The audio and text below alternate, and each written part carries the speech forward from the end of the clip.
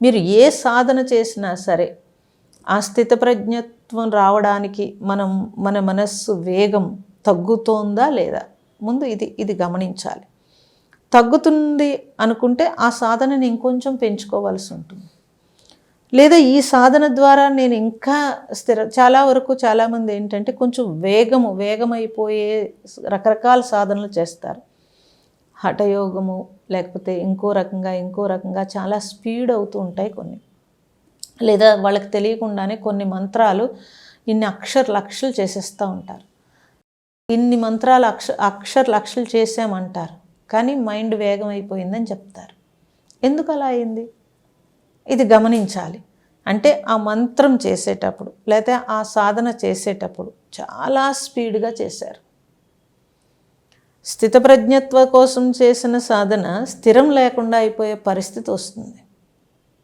అలా కాకుండా దాన్ని ఎక్కడ మీరు ఏ మంత్రం తీసుకున్నారో దాన్ని ఎలా చేయాలి, లేదా ధ్యానం చేస్తూ ఉంటారు. ధ్యానం చేసినంతసేపు బాగుంటారు, బయటికి రాగానే ఏదో చిరాకు పడతారు ఎవరినో. అక్కడి నుంచి రెండూ కష్టమైపోతూ ఉంటాయి. వాళ్ళకే అనిపిస్తూ ఉంటుంది, ఏమని, దేంటిది నేను ఇంత సాధన చేస్తున్నాను. చుట్టూ ఉన్న వాళ్ళకి ఎలాగో తెలుస్తుంది, వాళ్ళకి తెలుస్తుంది నేను ఇంత సాధన చేస్తున్నాను, స్థిరం లేదేంటి అని అనిపిస్తూ ఉంటుంది.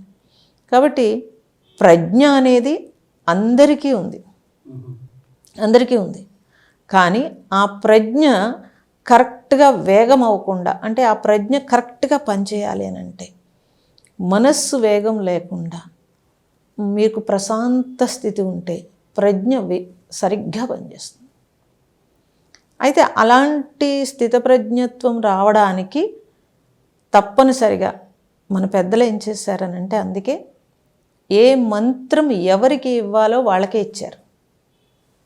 ఇప్పుడులాగా యూట్యూబ్ మంత్రాలు లేకపోతే ఇంకేదో వెళ్తే కనపడితే మంత్రం కాదండి.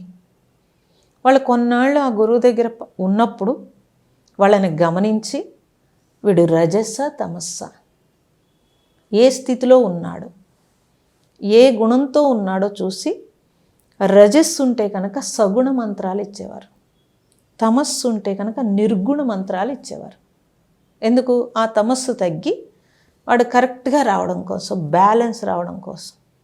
రజస్సు ఉంటే కనుక ఆ వేగం తగ్గి సగుణ మంత్రంతో ఒక స్థిత ప్రజ్ఞత్వం రావడం కోసం ఇచ్చేవారు.